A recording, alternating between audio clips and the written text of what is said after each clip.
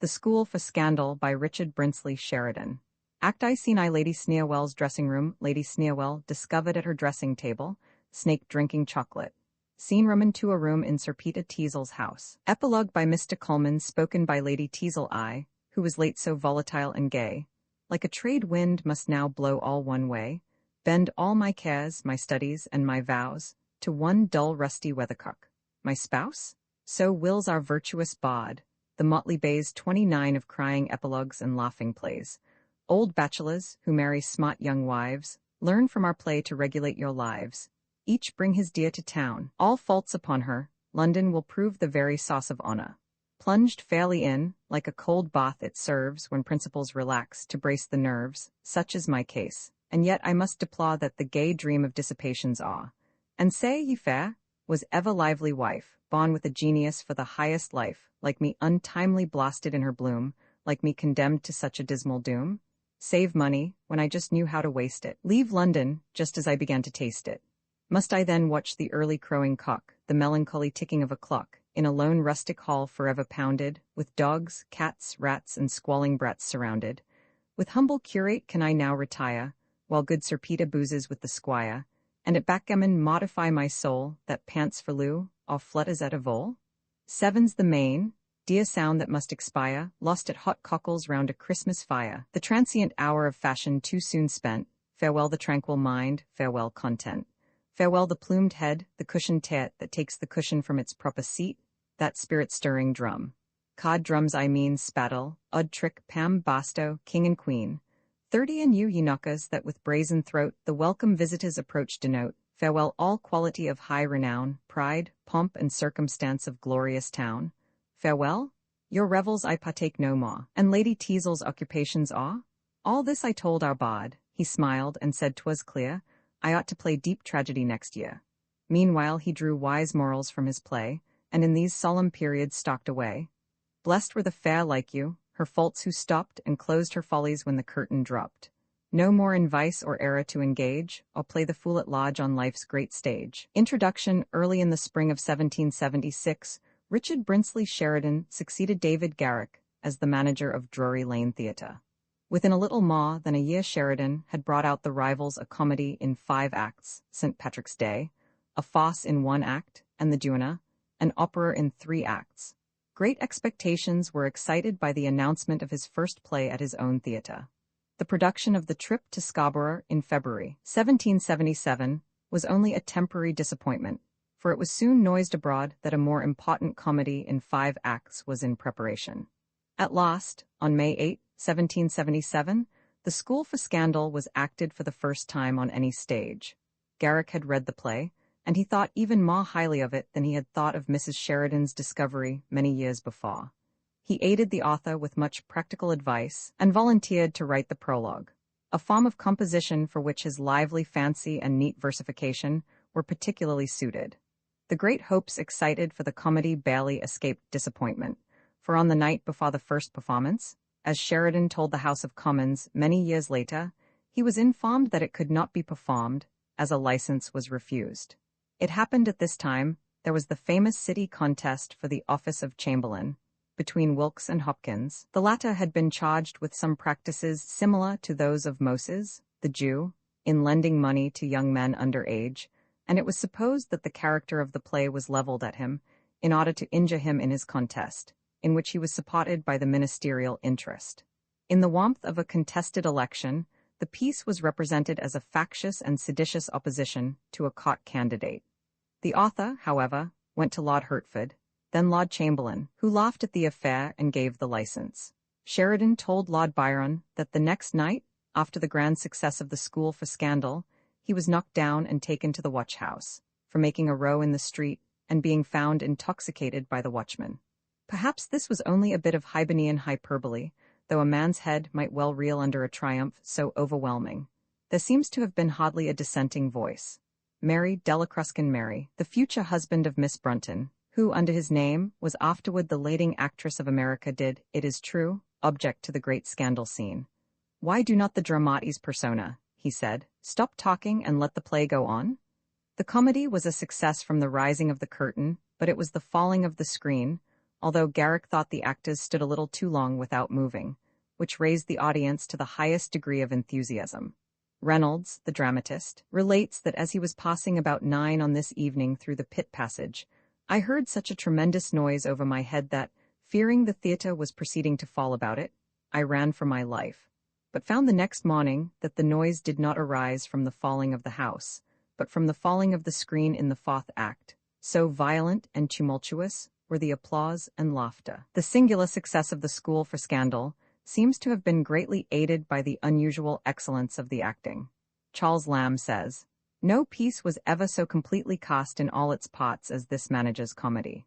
Sheridan chose his performers and modified his play, if needed, to suit their peculiarities, with the same shrewdness that he showed in all such matters. When reproached with not having written a love scene for Charles and Maria, he said that it was because neither Mr. Smith nor Miss P. Hopkins, who played the parts, was an adept at stage lovemaking. King, the original Lord Ogleby in The Clandestine Marriage, a part written by Garrick himself, was Sir Peter, and Mrs. Abington was Lady Teazle. No one was better suited than John Palmer, from whom Sheridan may well have derived some hints of Joseph's surface. Bowden relates a characteristic interview between him and the manager, when he returned to the theatre after an escapade. "My dear Mr. Sheridan," began the actor, with clasped hands and penitent humility, "if you could but know what I feel at this moment here," laying one hand upon his heart. Sheridan, with his usual quickness, stopped him at once. "Why, Jack, you forgot I wrote it?" Palmer declared that the manager's wit cost him something, for I made him add £3 per week to the salary I had before my desertion. The other actors were hardly inferior to King and Palmer. Parsons, afterward the original Sir Fretful Plagiary, was Crabtree, and Dodd, who has been called the Prince of Pink Heels and Soul of Empty Eminence, was Sir Benjamin Backbite. The various characters fitted the actors who played them with the most exact nicety, and the result was a varied and harmonious performance of the entire comedy. The acting showed the smoothness and the symmetry and the due subordination of the parts to the whole, which is the highest and, alas, the rarest of dramatic excellences. Walpole has noted that there were more parts better played in the School for Scandal than he almost ever remembered to have seen in any other play, and Charles Lamb thought it some compensation for growing old to have seen the School for Scandal in its glory. Dr. Watkins, in his unnecessary biography of Sheridan, saw fit to insinuate therein that Sheridan was not the real author of the School for Scandal, but that it was the composition of a young lady, daughter of a merchant in Thames Street, who had left it with Sheridan for his judgment as a manager. Soon after which the fair writer, who was then in a state of decline, went to Bristol Hotwells, where she died. Pope well knew the type to which this Dr. Watkins belonged. With him most authors steal their works or buy. Goethe did not write his own dispensary, and the story which Pope crippled, as if by anticipation, more readily brought to ground by the publication of the earlier and inchoate suggestions from which Sheridan finally formed the finished play. With the evidence of these growing and gathering fragments before us, we can trace the inception of the idea and the slow accretion by which it got rounded at last into its present complex symmetry. Moore fills page after page of his life of Sheridan with extracts from the notes and drafts of 2 distinct plays, one containing the machinery of the scandalous college, to have been called possibly The Slanderers, and the other setting before us the Teazles and the Surfaces.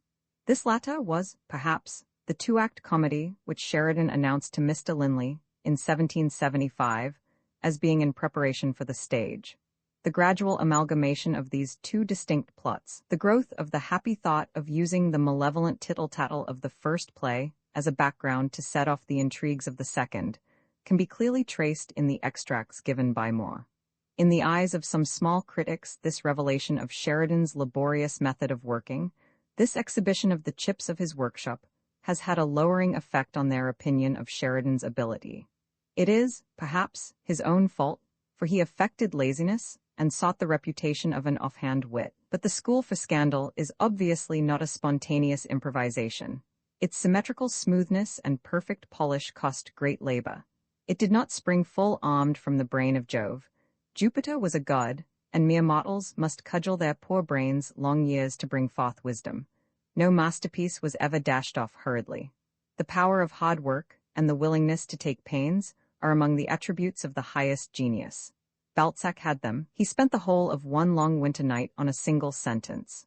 So had Sheridan. He told Ridgway, to who he had sold the copyright of this very play, and who asked for the manuscript again and again in vain, that he had been for 19 years endeavoring to satisfy himself with the style of the school for scandal, but had not yet succeeded. A diamond of the first water, like this, is worth careful cutting. And even the chips are of value. Those given to the world by Moore are curious in themselves, independent of their use in disproving the charge of literary larceny preferred by Dr. Watkins. Since the publication of these extracts, those who seek to discredit Sheridan's originality have shifted their ground, and content themselves with drawing attention to the singular similarity of Joseph and Charles to Tom Jones and Blifil. They also remark upon the likeness of the scandal scene to a satirical episode in The Misanthrope of Molière, and on the likeness of Joseph's surface to Tartuffe. Taine, who seems sometimes to speak slightingly of Sheridan, puts this accusation into most effective shape. Sheridan took two characters from Fielding, Blifil and Tom Jones, two plays of Molière, Le Misanthrope and Tartuffe, and from his puissant materials, condensed with admirable cleverness, he has constructed the most brilliant fireworks imaginable. A glance at the play itself will show this to be a most exaggerated statement. The use of Molière and Fielding is far slighter than alleged, and at most to what does it all amount? But little more than the outline and faint coloring of two characters, and of a very few incidents. While the play could not exist without them, they are far from the most important. Lady Teazle and Sir Peter, the screen scene and the auction scene, these are what made the success of the school for scandal, and not what Sheridan may have derived from Fielding and Molière. Nor is this borrowing at all as extensive as it may seem. Joseph is a hypocrite, so is Tartuffe, so is Blifil. But there are hypocrites, and the resemblance can scarcely be stretched much farther. The rather rustic and, if the word may be risked, vulgar Tom Jones is as unlike as may be to that light and easy gentleman Charles. Yet it seems probable that Sheridan found in Tom Jones the first idea of the contrasted brothers of the school for scandal. Bowden has even seen the embryonic suggestion of the fall of the screen in the dropping of the rug in Molly Seagram's room, discovering the Philosopher Square. Now, Sheridan had a marvelous power of assimilation. He extended a ready welcome to all floating seeds of thought, and in his fertile brain, they would speedily spring up, bringing forth the best they could. But to evolve from the petty discomfiture of Square the almost unequaled effect of the screen scene, to see in the one the germs of the other, were a task worthy even of Sheridan's quick eye. The indebtedness to Molière is even less than to Fielding. We may put on one side Sheridan's ignorance of French, for in Colli-Cibba's Non Jura, or in Bickerstaff's Hypocrite, he could find Molière's Tartuffe, and the scandal-loving Celimene of the Misanthrope he might trace in Wycherley's Plain Dealer. If Sheridan had borrowed from Molière, he was only following in the footsteps of his father, whose sole play, Captain O'Blunder, is based on Monsieur de Poissognac. But Sheridan's indebtedness to Molière is barely visible. It is almost as slight, indeed, as the borrowing from the school for scandal, of which Madame de Girardin was guilty for her fine comedy, Lady Tartuffe. In any case, Sheridan's indebtedness is less to the misanthrope than to Tartuffe, and even here there is little resemblance beyond the generic likeness of all hypocrites. This resemblance, such as it is, the French adapters of the school for scandal chose to emphasize by calling their version the Tartuffe des Moeurs. Although Sheridan was in general original in incident, he unhesitatingly made use of any happy phrases or effective locutions which struck his fancy in the course of his readings. He willingly distilled the perfume from a predecessor's flower, and it was with pleasure that he cut and set the gem which an earlier writer may have brought to light. Witty himself, he could boldly conquer and annex the wit of others, sure to increase its value by his orderly government. This can perhaps be justified on the ground that the rich can borrow with impunity, or, deeming wit his patrimony, Sheridan may have felt that, taking it, he was but come into his own again. As Molière said, "I take my own where I find it." In the preface to the Rivals, however, Sheridan has chosen to meet the charge of plagiarism. "Faded ideas," he said, "float in the fancy like half-forgotten dreams, and the imagination in its fullest enjoyments becomes suspicious of its offspring, and doubts whether it has created or adopted." It is a curious coincidence that this very passage is quoted by Burgoyne to explain his accidental adoption, in The Heiress, of an image of Ariosto's and Rousseau's, which Byron did not scruple to use again in his monody on Sheridan himself, sighing that nature formed but one such man, and broke the die in moulding Sheridan. In the School for Scandal, the construction, the ordering of the scenes, the development of the elaborate plot is much better than in the comedies of any of Sheridan's contemporaries. A play in those days need not reveal a complete and self-contained plot. Great laxity of episode was not only permitted, but almost praised, and that Sheridan, with a subject which lent itself so readily to digression, should have limited himself as he did, shows his exact appreciation of the sauce of dramatic effect. But it must be confessed that the construction of the School for Scandal, when measured by our modern standards, seems a little loose, a little diffuse, perhaps. It shows the welding of the two distinct plots. There can hardly be seen in it the ruling of a dominant idea, subordinating all the parts to the effect of the whole. But, although the two original motives have been united mechanically, although they have not flowed and fused together in the hot spurt of homogeneous inspiration, the joining has been so carefully concealed, and the whole structure has been overlaid with so much wit, that few people after seeing the play would care to complain. The wit is ceaseless, and wit like Sheridan's would cover sins of construction far greater than those of the School for Scandal. It is steeped in the very brine of conceit, and sparkles like salt in the fire. In his conception of character, Sheridan was a wit rather than a humorist. He created character by a distinctly intellectual process. He did not bring it forth out of the depths, as it were, of his own being. His humor, fine and dry as it was the humor of the wit. He had little or none of the rich and juicy, nay, almost oily humor of Falstaff, for instance. His wit was the wit of common sense, like Gerald's or Sidney Smith's. It was not wit informed with imagination, like Shakespeare's wit. But this is only to say again that Sheridan was not one of the few worldwide and all-embracing geniuses. He was one of those almost equally few who, in their own line, limited though it may be, are unsurpassed. It has been said that poets, among whom dramatists are entitled to stand, may be divided into three classes: those who can say one thing in one way. These are the great majority. Those who can say one thing in many ways, even these are not so many as they would be reckoned generally. And those who can say many things in many ways, these are the chosen few, the scant half-dozen who hold the higher peak of Parnassus. In the front rank of the second class stood Sheridan. The one thing he had was wit, and of this in all its forms he was master. His wit in general had a metallic smartness and a crystalline coldness. It rarely lifts us from the real to the ideal, and yet the whole comedy is in one sense, at least, idealized.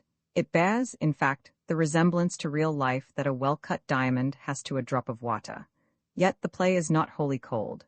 Sheridan's wit could be genial as well as icy, of which there could be no better proof than the success with which he has enlisted our sympathies for the characters of his comedy. Sir Peter Teazle is an old fool, who has married a young wife, but we are all glad when we see a prospect of his future happiness.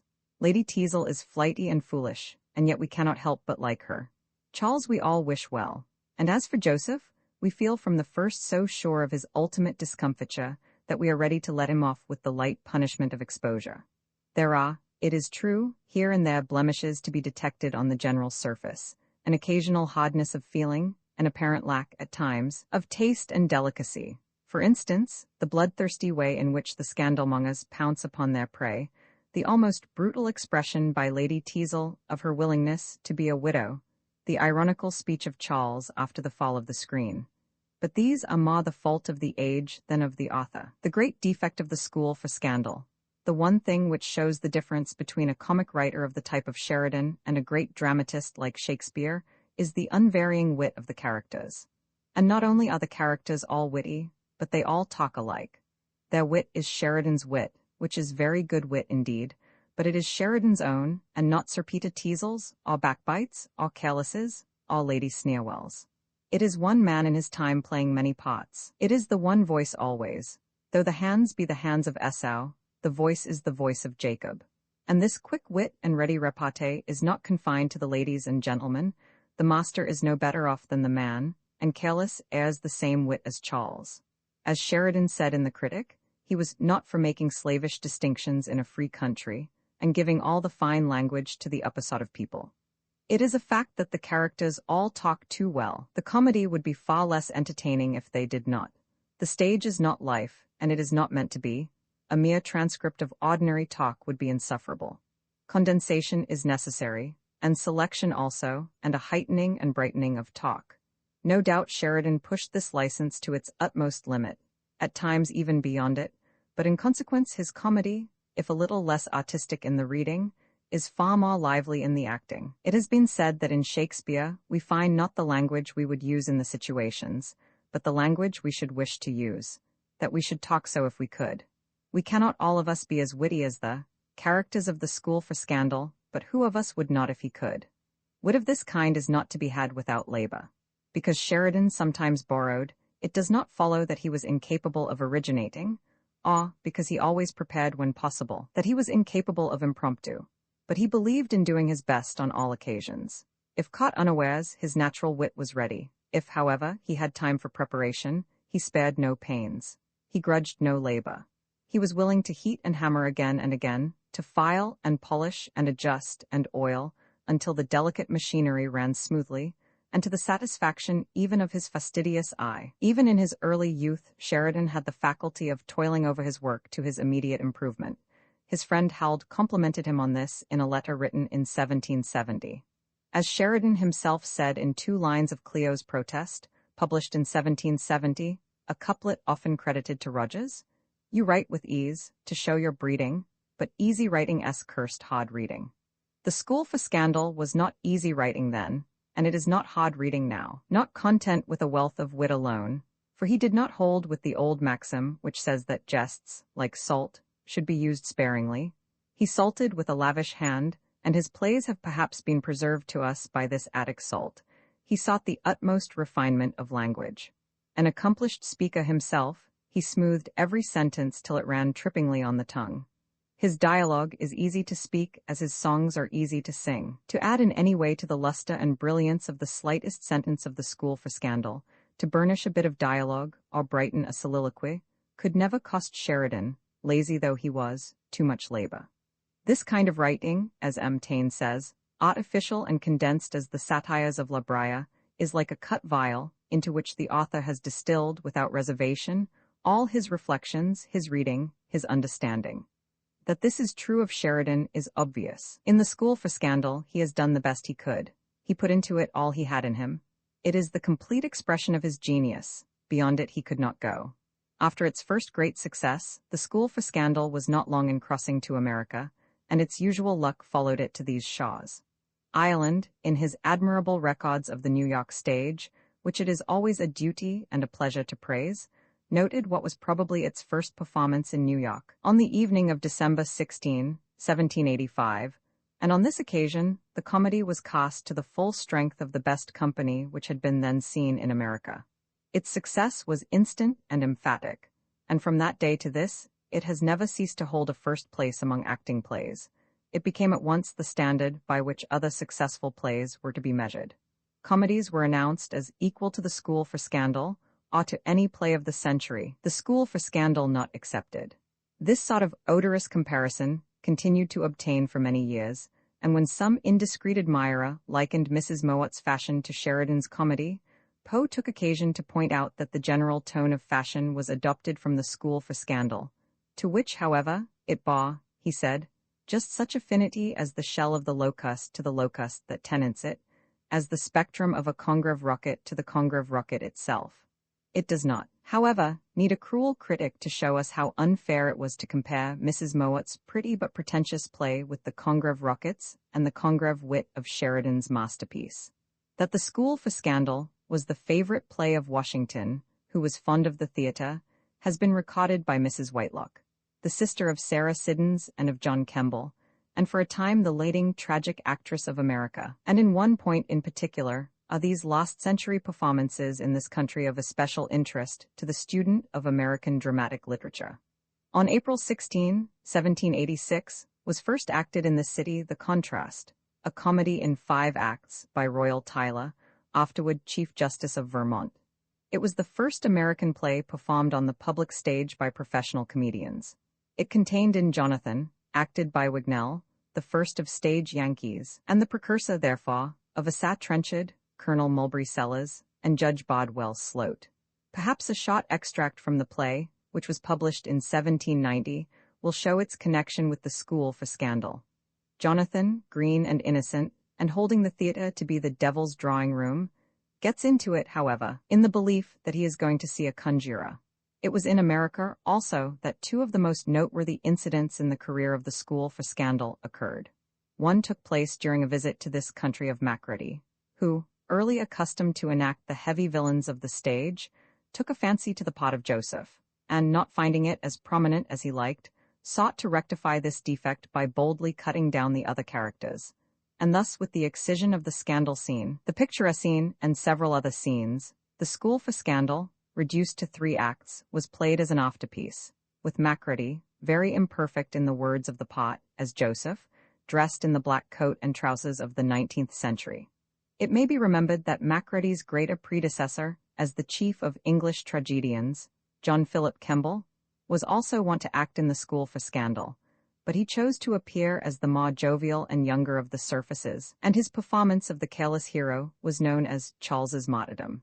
The second noteworthy incident was the performance of the School for Scandal on the centenary of its first production, on May 8, 1877, at the Grand Opera House, Toronto, in the presence of the Governor-General of Canada, Lord Dufferin, the great-grandson of the author. In the same year that this memorable performance took place in a former French province, Miss Genevieve Ward, an American actress, appeared as Lady Teazle in Paris in a French version, and the foremost of Parisian dramatic critics, Francis Saucy, seized the opportunity for a most interesting appreciation of the play. He considered it one of the best of the second class, and as in his view the first class would contain few plays but those of Shakespeare and Molière, this is high praise. He ranked the School for Scandal with the Marriage de Figaro, and instituted the comparison of Sheridan with Beaumarchais, which Taine had already attempted. But Saucy held a more just as well as a more favorable opinion of the School for Scandal than Taine. An earlier French critic, Villemain, who edited a close translation of the play for the series of foreign masterpieces, declared it to be one of the most amusing and most wittily comic plays which can anywhere be seen, and he hit upon one of its undoubted merits when he pointed out that its wit is so radically comic that it can be translated, which, as all know, is the most perilous trial for wit possible. Saucy informed us that the School for Scandal is now, and has been for years, used as a textbook in French schools, and that he himself was taught to read English out of Sheridan's play. Such was also the opinion of M. Hay-Gaisip Cleur, who published a French translation of the School for Scandal in 1879, with a preface in which he declared that Sheridan's comedy was particularly French, nay, even Parisian, and that it is absolutely harmless and fitted exactly for use in teaching in schools for girls. Oddly enough, this is the exact reverse of the opinion of the French critics of a century ago. In 1788, the auction and screen scenes had been introduced into a little piece called The Dieu Neveu. A year later, a translation in French by Delille, with the permission, apparently, of Sheridan himself, was published in London. Certain episodes were utilized in the Portraits de Famille, The Deux Cousins and Valsaine et Flauville, and finally, in 1789, a version of the whole play by Pluto was acted as El Homme Sentimental, but the subject was too risky, and the scenes were too broad for the fastidious taste of the Parisians. Even Grimm was shocked by it, and one would think it took much to shock Grimm. A second adaptation was produced at the Théâtre Français. It was called The Tartuffe des Moeurs. A few years later, yet another version, L'École du Scandale, by two melodramatic writers, Crosnier and Jocelyn de la Salle, was acted at the Pot St. Martin Theatre, with the pathetic Mme. Dauvel as Milady Tisley. Oddly enough, it was Mme. Dauvel's husband, Merle, who was the cause of the first performance in France of the School for Scandal in English by English actors. Merle was one of the managers of the Pot St. Martin Theatre in 1822, and he arranged for a series of performances by the company of the Brighton Theatre, then managed by Mr. Penley. The British comedians opened their season with Othello, but it was only 7 years after Waterloo, and Shakespeare was stormily received. For the second performance, Sheridan took Shakespeare's place, and the School for Scandal was announced for Friday, August 2, 1822. But the day was unlucky, and the mob which took possession of the theatre would not allow the English comedy to be acted at all. It is interesting to note the change which took place in France in the short space of 5 years. In 1827, When the Covent Garden Company appeared at the Odeon Theatre, they met with a cordial welcome, and they began their season with Sheridan's other comedy, The Rivals. The Germans were not behind the French in the enjoyment of the school for scandal. Sheridan, the actor and author, went from Vienna to London, no small journey in the 18th century, expressly for the purpose of seeing it acted. He understood English well, and attended every performance of the piece while he was in England. On his return to Vienna, he produced an adaptation, for it is such and not a translation, though the spirit of the original is well preserved, which has held the German stage ever since. The texture of the school for scandal, its solidity of situation, its compact and easily comprehensible plot, and its ceaseless play of wit. A sort of El Dorado of wit, as Moore calls it, where the precious metal is thrown about by all classes as carelessly as if they had not the least idea of its value. These were all qualities sure to commend it to German audiences as to French. Macready records himself as having seen in Venice an Italian version of the play that by Carpani, probably which could hardly have followed the original as closely as was to be desired. But the strength of the situations and the contrast of the characters would always carry the piece through in any language and in spite of any alterations. There are translations of the school for scandal in many other languages. In 1877, it was acted with success in Dutch at The Hague, and in 1884, a Gujarati version, adapted to modern Parsi life by Mr. K. N. Kabriji, was produced also with success at the Esplanade Theatre in Bombay. School for Scandal, in print this ebook, is the product of many hours of hard work by volunteers for standard ebooks, and builds on the hard work of other literature lovers made possible by the public domain. This particular ebook is based on digital scans from the Internet Archive. The source text and artwork in this ebook are believed to be in the United States public domain. That is, they are believed to be free of copyright restrictions in the United States. They may still be copyrighted in other countries, so users located outside of the United States must check their local laws before using this ebook.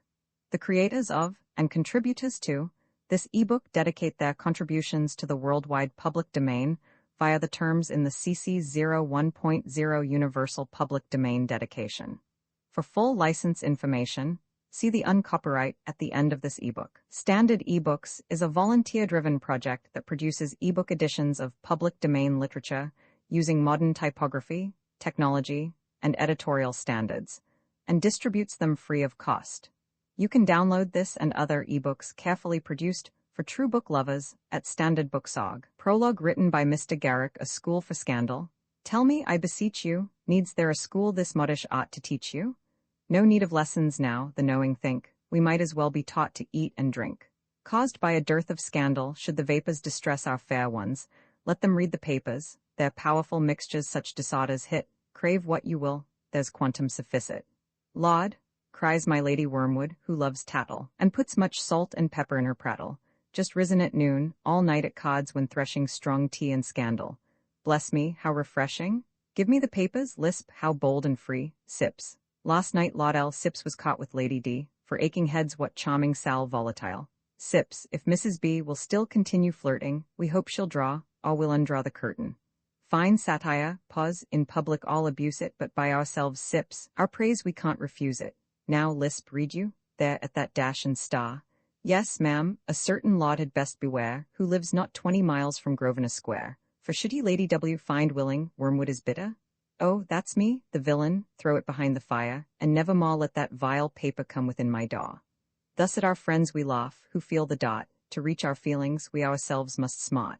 Is our young bawd so young, to think that he can stop the full springtide of calumny? Knows he the world so little and its trade? Alas, the devil's sooner raised than laid. So strong, so swift, the monster there's no gagging. Cut scandal's head off, still the tongue is wagging. Proud of your smiles once lavishly bestowed, again our young Don Quixote takes the road. To show his gratitude he draws his pen, and seeks his hydra, scandal, in his den. For your applause all perils he would through, he'll fight. That's right, a cavaliero true till every drop of blood. That's ink is spilt for you. The School for Scandal by Richard Brinsley Sheridan. Uncopyright may you do good and not evil. May you find forgiveness for yourself and forgive others. May you share freely, never taking more than you give. Copyright pages exist to tell you that you can't do something. Unlike them, This uncopyright page exists to tell you that the writing and artwork in this ebook are believed to be in the United States public domain. That is, they are believed to be free of copyright restrictions in the United States. The United States public domain represents our collective cultural heritage, and items in it are free for anyone in the United States to do almost anything at all with, without having to get permission. Copyright laws are different all over the world, and the source text or artwork in this ebook may still be copyrighted in other countries. If you're not located in the United States, you must check your local laws before using this ebook. Standard ebooks makes no representations regarding the copyright status of the source text or artwork in this ebook in any country other than the United States. Non-authorship activities performed on items that are in the public domain, so-called sweat of the brow, work, don't create a new copyright. That means that nobody can claim a new copyright on an item that is in the public domain for, among other things, work like digitization, mock-up, or typography. Regardless, the contributors to this ebook release their contributions under the terms in the CC 01.0 Universal Public Domain dedication, thus dedicating to the worldwide public domain all of the work they've done on this ebook, including but not limited to metadata, the title page, imprint, colophon, this uncopyright, and any changes or enhancements to, or mock-up on, the original text and artwork. This dedication doesn't change the copyright status of the source text or artwork. We make this dedication in the interest of enriching our global cultural heritage, to promote free and libre culture around the world, and to give back to the unrestricted culture that has given all of us so much. Table of Contents Landmarks. Act Roman 2, Scene I, a room in Sir Peter Teasel's house. Scene Roman 2, a room in Lady Sneerwell's house. But ladies, you should be acquainted with the circumstance. You must know that one day last week, as Lady Betty Curricle was taking the dust in Hyde Park, in a sort of duodecimo phaeton, she desired me to write some verses on her ponies, upon which I took out my pocketbook, and in one moment produced the following. Sure never was seen two such beautiful ponies. Other hosses are clowns, but these macaronis, to give them this title I'm sure can't be wrong. Their legs are so slim and their tails are so long. 7 Scene Roman 3, a room in Sir Peter Teasel's house. Act Roman 3, Scene I, a room in Sir Peter Teasel's house. Why, sir, I will inform Charles and his brother that Stanley has obtained permission to apply personally to his friends, and as they have neither of them ever seen him, let Sir Oliver assume his character, and he will have a fair opportunity of judging, at least, of the benevolence of their dispositions. And believe me, sir, you will find in the youngest brother one who, in the midst of folly and dissipation, has still, as our immortal bard expresses it, a heart to pity and a hand open as day for melting charity. Scene Roman 2, a room in Charles Surface's house. Scene Roman 3, another room in the same. Egad, so I have, and I'll give him the song instead of the Lady. 1 Fa song. Here's to the maiden of bashful 15, here's to the widow of 50, here's to the flaunting extravagant quean, and here's to the housewife that's thrifty. Chorus. Let the toast pass, drink to the lass. I'll warrant she'll prove an excuse for the glass. Here's to the charmer whose dimples we prize, now to the maid who has none, sir. Here's to the girl with a pair of blue eyes, and here's to the nymph with but one, sir. Chorus. Let the toast pass, etc. Here's to the maid with a bosom of snow, now to her that's as brown as a berry. Here's to the wife with a face full of woe, and now to the damsel that's merry. Chorus. Let the toast pass, etc. For let 'em be clumsy, or let 'em be slim, young or ancient, I care not a feather, so fill a pint bumper quite up to the brim, so fill up your glasses, nay, fill to the brim, and let us and toast them together. Chorus. Let the toast pass, etc. Act Roman 4, Scene I, a picture room in Charles Surface's house. Scene Roman 2, another room in the same. Scene Roman 3, a library in Joseph Surface's house. Act V, Scene I, the library in Joseph Surface's house. Scene Roman 2, a room in Sir Peter Teasel's house. Scene Roman 3, the library in Joseph Surface's house. Why, as to reforming Sir Peter, I'll make no promises, and that I take to be a proof I intend to set about it. But here shall be my monitor, my gentle guide. Ah, can I leave the virtuous path those eyes illumine? Though thou, dear maid, shouldst wave thy beauty's sway, thou still must rule, because I will obey, an humble fugitive from folly view, no sanctuary near but love and you, to the audience. You can indeed each anxious fear remove, for even scandal dies if you approve. Colophon, the School for Scandal, was published in 1777 by Richard Brinsley Sheridan. This ebook was transcribed and produced for Standard eBooks by B. Timothy Keith, and is based on digital scans from the Internet Archive. The cover page is adapted from The Lady's Waldegrave, a painting completed in 1780 by Sir Joshua Reynolds. The cover and title pages feature the League Spartan and Sots Mill Gaudy typefaces, created in 2014 and 2009 by the League of Movable Type. This edition was released on July 8, 2025, 6:52 p.m., and is based on revision 8 DC 82B9. The first edition of this ebook was released on February 10, 2021, 9:54 p.m. You can check for updates to this ebook, view its revision history, or download it for different e-reading systems at standardbooksorg/ebooks/Richard Brinsley Sheridan/The School for Scandal. The volunteer-driven Standard eBooks project relies on readers like you to submit typos, corrections, and other improvements. Anyone can contribute at Standard Booksorg, a portrait addressed to Mrs. Crewe, with the comedy of the School for Scandal by R.B. Sheridan-esque. Tell me, ye prim adepts in Scandal's school, who rail by precept and detract by rule, lives there no character, so tried, so known, so decked with grace, and so unlike your own, that even you assist her fame to raise, approve by envy, and by silence praise? Attend. A model shall attract your view, daughters of calumny, I summon you. You shall decide if this a portrait prove, or fond creation of the muse and love. Attend, ye virgin critics, shrewd and sage, ye matron senses of this childish age, whose peering eye and wrinkled front declare a fixed antipathy to young and fair, by cunning, cautious, or by nature, cold in maiden madness, virulently bold. Attend, ye skilled to coin the precious tale, creating proof where innuendos fail, whose practiced memories, cruelly exact, omit no circumstance except the fact. Attend, all ye who boast, or old or young, the living libel of a slanderous tongue. So shall my theme as far contrasted be as saints by fiends, or hymns by calumny. Come, gentle Amoret, for 'neath that name, in worthier verse is sung thy beauty's fame. Come, for but thee who seeks the muse, and while celestial blushes check thy conscious smile, with timid grace and hesitating eye, the perfect model, which I boast, supply, vain muse? Couldst thou the humblest sketch create of her, or slightest charm couldst imitate? Could thy blessed strain in kindred colors trace the faintest wonder of her form and face? Poets would study the immortal line, and Reynolds own his art subdued by thine, that art which well might added lustre give to nature's best and heaven's superlative. On Granby's cheek might bid new glories rise, or point a purer beam from Devon's eyes. Hard is the task to shape that beauty's praise, whose judgment scorns the homage flattery pays. But praising Amoret we cannot err, no tongue overvalues heaven or flatters her. Yet she, by fate's perverseness, she alone would doubt our truth, nor deem such praise her own. Adorning fashion, unadorned by dress, simple from taste and not from carelessness, discreet in gesture, in deportment mild, not stiff with prudence, nor uncouthly wild. No state has Amoret, no studied mien, she frowns no goddess, and she moves no queen. The softer charm that in her manner lies is framed to captivate, yet not surprise. It justly suits th expression of her face. 'Tis less than dignity and more than grace.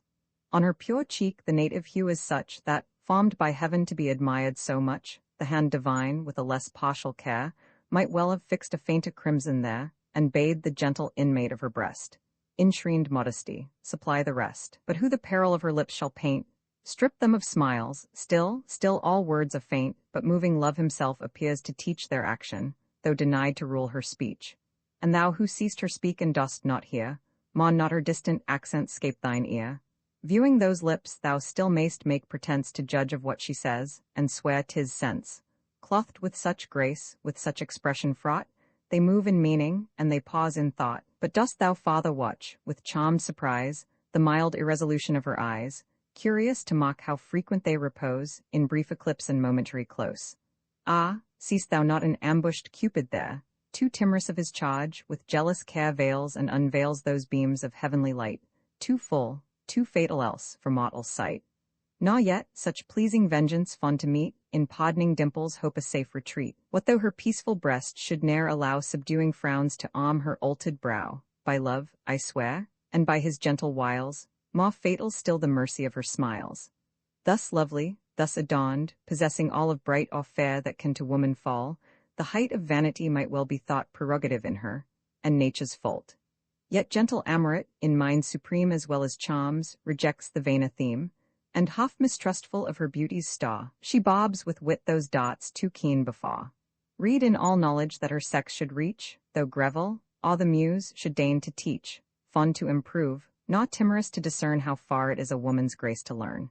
In Miller's dialect she would not prove Apollo's priestess, but Apollo's love, graced by those signs which truth delights to own, the timid blush and mild submitted tone. Whate'er she says, though sense appear throughout, displays the tender hue of female doubt, decked with that charm, how lovely wit appears, how graceful science when that robe she wears. Such too her talents and her bent of mind, as speak a sprightly heart by thought refined, a taste for mirth by contemplation schooled, a turn for ridicule by candor ruled, a scorn of folly which she tries to hide, an awe of talent which she owns with pride. Peace, idle muse, no more thy strain prolong, but yield a theme thy warmest praises wrong, just to her merit, though thou canst not raise thy feeble verse. Behold, th acknowledged praise has spread conviction through the envious train, and cast a fatal gloom o'er scandal's reign.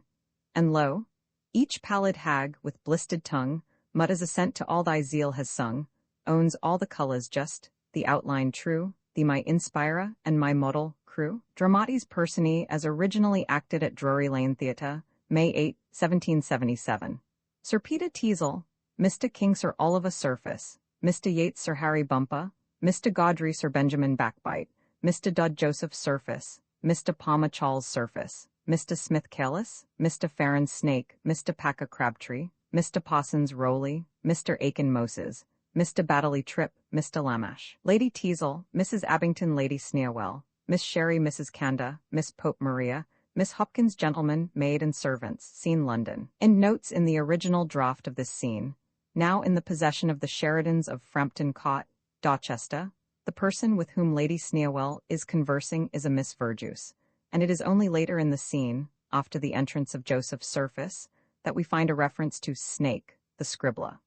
In revising the scene, Sheridan found that one character might suffice for the minor dirty work of the plot, and to this character he gave the dialogue of Miss Verjuice and the name of Snake. The name Sneerwell is to be found in Fielding's Pasquin. Right in A Journey to Bath, an unacted comedy by Mrs. Frances Sheridan, 3 acts of which are preserved in the British Museum, MS 25, 975, there is a Mrs. Surface, one who keeps a lodging house at Bath. She is no relation to either of the Surfaces in the School for Scandal, yet it may be worth noting that she is a scandalmonger who hates scandal. See Mr. W. Fraser Ray's edition of Sheridan's plays as he wrote them, London. Nutt, 1902. A Journey to Bath is also included. Wright Rowley is one of the many faithful stewards, frequent in comedy. Perhaps the first of them was trustee in Steele's funeral. Wright in 1777, when Sheridan wrote, "Only people of the highest position and fashion made their footmen powder their hair," so Sir Peter is here reproaching Lady Teazle with her exalted ambitions. Right Professor Ward, in his History of English Dramatic Literature, draws attention to a parallel passage in Fletcher's Noble Gentleman, Act Roman II, Scene I, in which Marine threatens to take his fashionable wife home again. "Make you ready straight, and in that gown which you first came to town in, your safe cloak, and your hood suitable, thus on a double gelding shall you amble, and my man Jacks shall be set before you." Right, it seems as though John G. Saxe may have remembered this speech of Sir Peter's when he wrote his epigram, "Too candid by half." As Tom and his wife were discoursing one day of their several faults in a bantering way, said she, "Though my wit you disparage, I'm sure, my dear husband, our friends will attest this much, at the least, that my judgment is best." Quoth Tom, "So they said at our marriage." Right, the reading of this epigram, by Sir Benjamin Backbite, is perhaps another of Sheridan's reminiscences of Molière. At least there is a situation not unlike it in the Perseus's Ridicules, in the Femmes Savantes, and in the Misanthrope.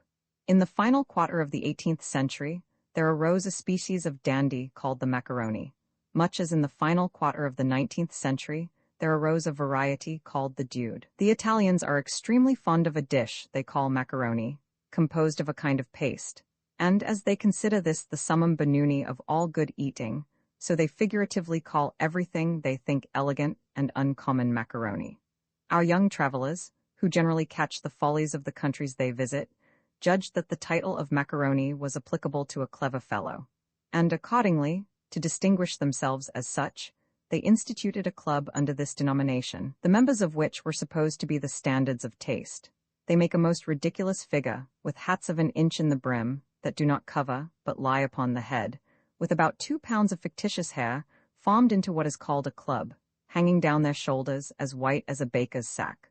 Pocketbook, 1773, quoted in Mr. T.L.O. Davies's Supplementary Glossary. The name of the macaroni is also preserved in the first stanza of a Yankee Doodle, which is almost contemporaneous with Sheridan's play. Wright Moore noted the resemblance of this aside to Pope's line, in The Rape of the Lock, "At every word, a reputation dies." This scandal scene of Sheridan's had predecessors in the comedies of Congreve and of Wycherley, not to go back as far as the Misanthrope of Molière. Hard and cruel as Sheridan's scene now seems to us, it is gentle indeed when contrasted with the cudgel play of Congreve and Wycherley. It is possible that Sheridan owed some of his comparative suavity to the example of Addison, who contributed to No. 17 of the Spectator, a fine lady's journal, in which there is a passage of tittle-tattle more like Sheridan than Wycherley or Congreve.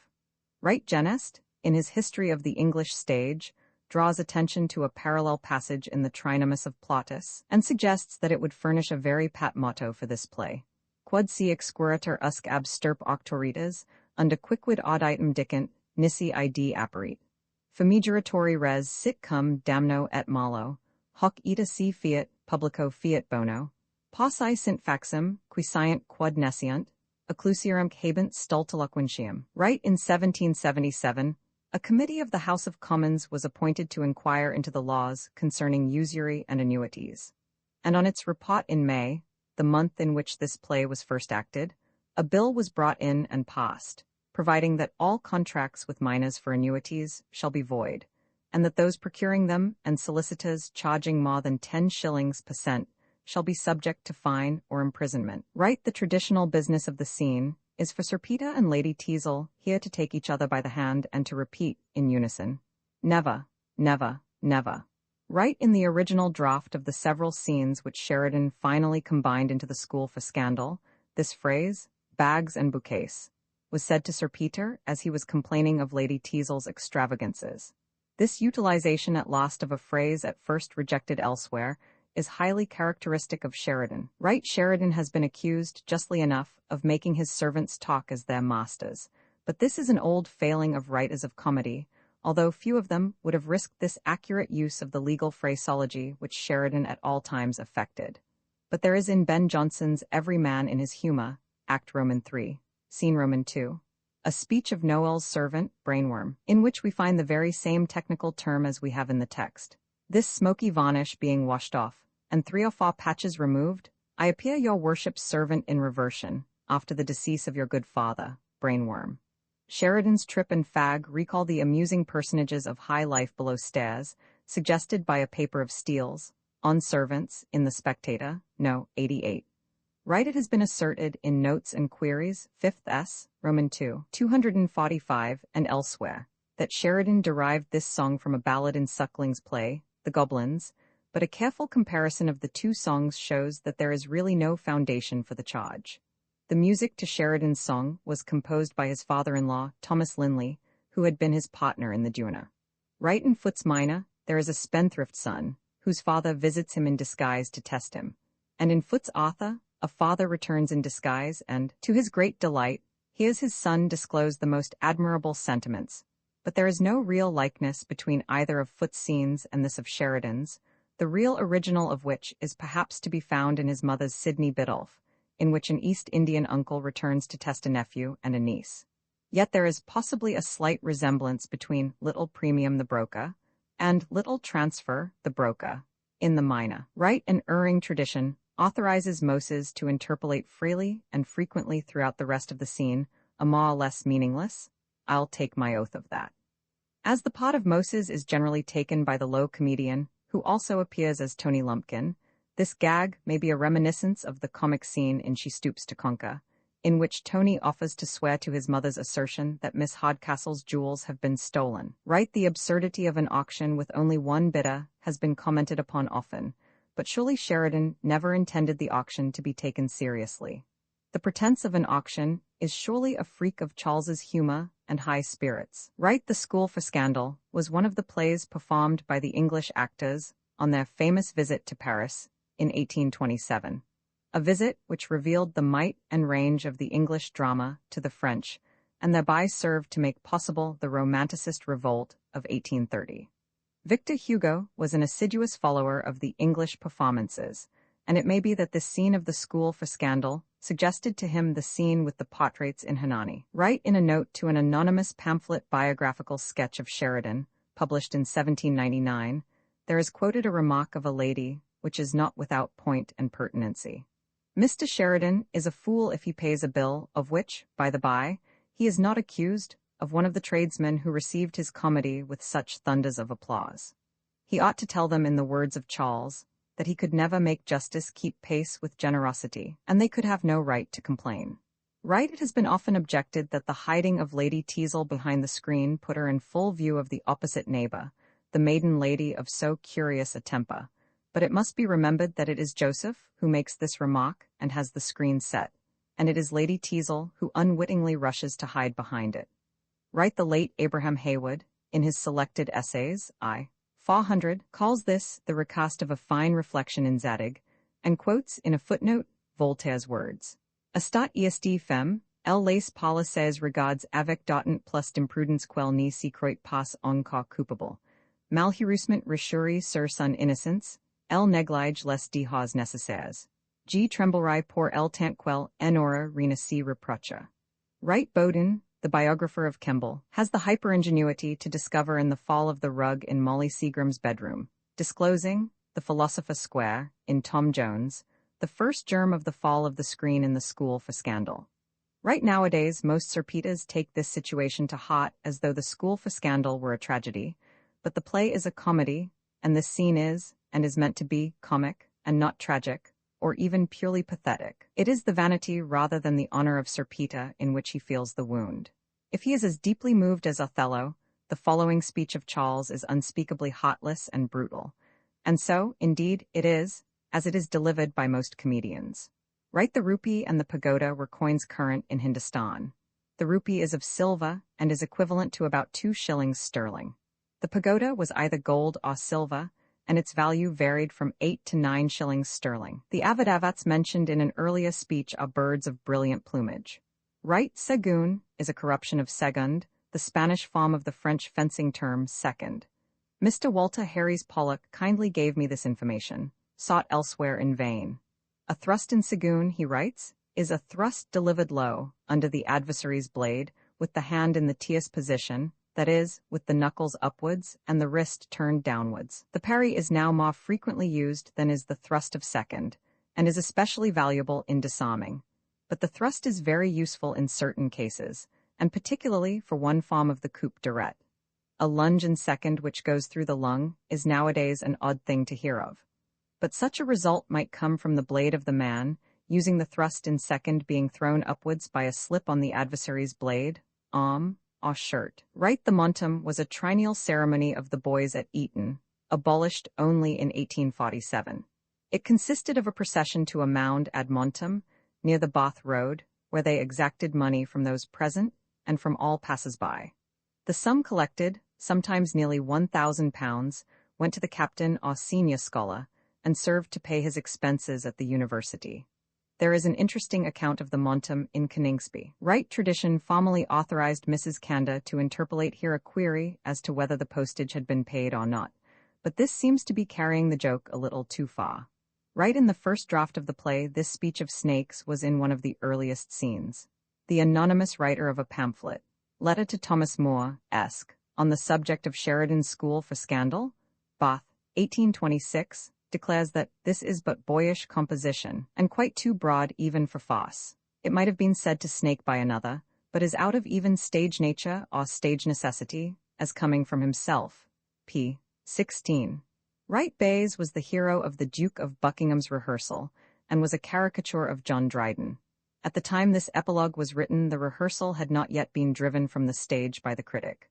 Right, in the Game of Umba, at its height when Pope wrote The Rape of the Lock, and still surviving when Colman wrote this epilogue, Spadle was the ace of spades, Pam was the knave of clubs, and Basto was the ace of clubs. Right,